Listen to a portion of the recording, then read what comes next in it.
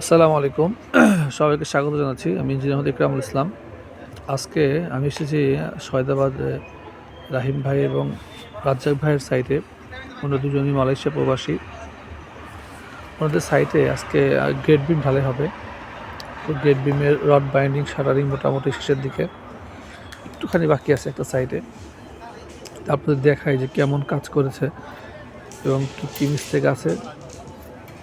সবাই শুধু ভুলের কথাটাই বলে বা ভুলের কথা শুনতে চায়।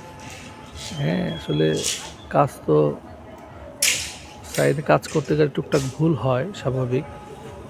সবই তো ভুল হয় না। হ্যাঁ, বা ভুলগুলো কীভাবে সুন্দরভাবে ওভারকাম করা যায়, এটাও একটা গুরুত্বপূর্ণ বিষয়। তো আমি যদি আপনাদের একটু দেখাই, রড বাইন্ডিং মোটামুটি ভালো করেছে। পরামর্শ নিয়ে রিং বানিয়েছে। আমাদের গেট বিম আছে এখানে 12 তো আমরা 2.5 ইঞ্চি করে কভারিং দিয়েছি। অনেকে 2 ইঞ্চি করেও করে, আমরা 2.5 ইঞ্চি করে কভারিং দিয়েছি। সেক্ষেত্রে আমরা 7 রিং বানিয়েছি। সেক্ষেত্রে মোটামুটি সব দিকে স্মুথলি আমাদের 2.5 ইঞ্চি করে কাভারিং পেয়ে যাবে আর কি। সেক্ষেত্রে অসুবিধা হবে না এবং সবগুলো রড কলামের ভিতর দিয়ে যাবে।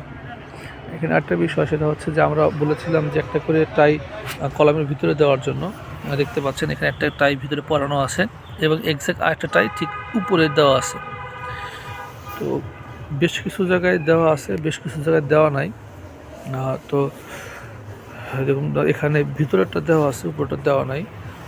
তো আমি মিস্ত্রি ভাইদের বললাম যে এটা দিয়ে দেওয়ার জন্য। তো এটা দিয়ে দেবে ইনশাল্লাহ। অল্প কিছু রিং রেডি করতেছে, করে ঠিক করে দেবে ইনশাল্লাহ। আমাদের এটা দোতলা বিল্ডিং হলেও এখানে আমরা 10 মিলি টাই ব্যবহার করেছি, বিমের স্ট্রাপ ব্যবহার করেছি, কলামেও 10 মিলি টাই ব্যবহার করেছি। এবং আমরা এখানে টাইর স্পেসিং রেখেছি L/4 ভাগ করে 4 ইঞ্চি, মাঝে 6 ইঞ্চি এবং আবার কোনায় গিয়ে 4 ইঞ্চি। এবং এটা মেনটেন করা হয়েছে এখানে। এবং আপনারা দেখতে পাচ্ছেন এখানে হুকগুলো পর্যাপ্ত দেওয়া আছে। 2.5 ইঞ্চি 3 ইঞ্চি করে হুক দেওয়া আছে। হুকগুলো মোটামুটি 135 ডিগ্রি অ্যাঙ্গেলেই বাঁকা করা হয়েছে। আসলে ভালো বিষয়, এই বিষয়গুলো খেয়াল রাখা উচিত আসলে।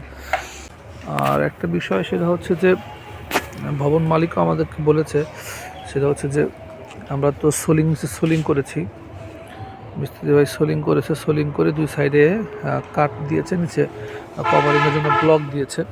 সেক্ষেত্রে 2 ইটের মাঝখানে কিছু গ্যাপ রয়ে যায়, ইটের বাঁকা থাকার কারণে কিছু গ্যাপ রয়ে যায়। এখান দিয়ে কিছু পানি লিক করতে পারে বা আমাদের ঢালাইয়ের পানিটা বের হয়ে যাওয়ার চান্স থাকে। সেক্ষেত্রে আমরা পরামর্শ দিই যে ঢালাইয়ের আগের দিনই একটু বালু সিমেন্ট মিশ্রণ করে একটু মোটর বানিয়ে ওই জায়গাটায় একটু দিয়ে দিলে, তাহলে সেক্ষেত্রে আর পরবর্তীতে লিক হওয়ার চান্স থাকে না বা পানিটা বের হয়ে যাওয়ার চান্স থাকে না। এটা আসলে ঢালাইয়ের আগের দিন করতে হয়। তো যেহেতু করা হয় নাই, এই জন্য মালিকরাও চাচ্ছে, এই জন্য একটু মিস্ত্রিদের বললাম যে আপনারা একটু করে দেন। যেহেতু ঢালাই শুরু হতে এখনও 1-2 ঘন্টা দেরি হবে, একটু শাটারিং বাকি আছে। তো আশা করি এর মধ্যে কিছুটা রিকভারি হবে আর কি।